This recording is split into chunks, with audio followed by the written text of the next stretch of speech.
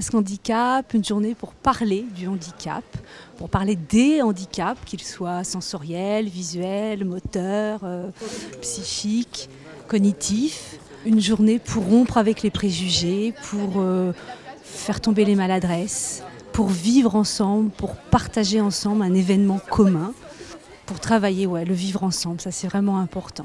Nous, on est là pour sensibiliser les jeunes parce qu'ils ne connaissent pas forcément le domaine du handicap, le milieu du handicap. Et vu que moi, je suis en situation de handicap au quotidien, je peux leur faire part de mon ressenti parce que je suis aussi en fauteuil manuel et en fauteuil électrique.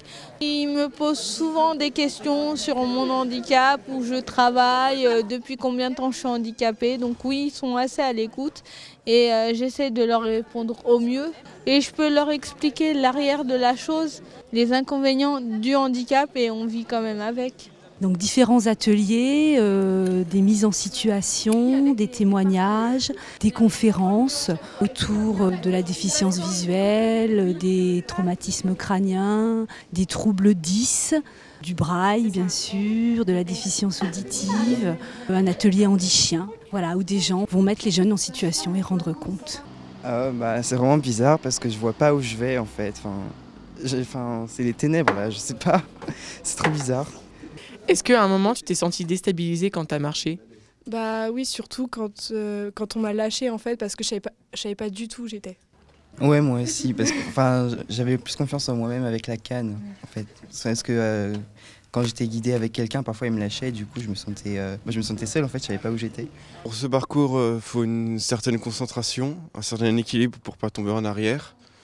Faut se concentrer sur les roues pour pas trop écraser les plots ou ne pas trop aller vite. Je trouve ça un peu plus difficile quand ça monte un peu, faut faire un petit peu plus de force sur les bras, faut pas prendre d'élan avec le fauteuil pour pas tomber. Ce sont les professeurs qui ont inscrit leur classe, qui ont vraiment été très partants pour cette journée.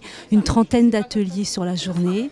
Des élèves qui jouent le jeu, qui sont curieux de participer, de se poser des questions, de se mettre en situation sans peur. Alors aujourd'hui, il y a du poulet avec du riz, il y a des légumes bambou carottes. Le poulet avec le riz, un peu plus loin. Un peu plus loin. Voilà, vous y êtes, c'est là. On est obligé de demander parce que comme on ne voit pas, si on touche, on ne sait pas ce qu'on touche, donc après il faut demander. Juste pour trouver une fourchette ou un couteau, c'est assez dur, donc vraiment sur le toucher et sur l'écoute des personnes.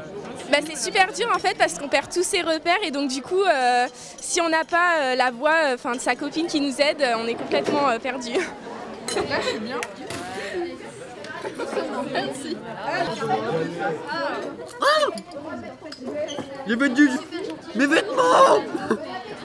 Pour moi c'est beaucoup cette journée parce que ça montre aux autres élèves du lycée qui ne se rendent pas compte de notre handicap, ça leur montre... Ils se mettent dans notre peau, ils comprennent ce que nous on vit au quotidien. Et moi j'ai trouvé que c'était un oiseau parce qu'il y a des grandes... ça fait comme des ailes. Et après on voit aussi les pattes. Ça c'est difficile au début quand même. Ce que je vois c'est que c'est un peu compliqué pour eux, ils n'ont pas l'habitude, ils trouvent ça dur et puis le sens du toucher pour eux il n'est pas assez développé pour qu'ils comprennent les schémas. C'est important de sensibiliser sur le handicap puisqu'on a de plus en plus d'élèves qui sont en milieu ordinaire dans les écoles et les établissements. Tout à fait. Voilà. Et d'autant plus dans un lycée, puisque les dispositifs Ulysse sont encore peu nombreux sur le département en lycée. Puis donc, par voie de conséquence, on a 80 Ulysse écoles, presque 60 Ulysse collèges, mais une douzaine d'Ulysse lycées. Donc on tend à ouvrir davantage de dispositifs en lycée, notamment un de cette taille-là. Basque Handicap, c'est aussi l'idée de justement tes caps de comprendre l'autre, tes caps de te mettre à la place de l'autre. Tu viens de jouer, t'as raté la balle, qu'est-ce qui s'est passé dans ta tête? C'est compliqué, j'ai un entraîneur qui m'a lâché, du coup j'étais un peu perdu dans mes repères, mais heureusement qu'il y avait un petit peu de bruit, comme ça m'a un peu aidé.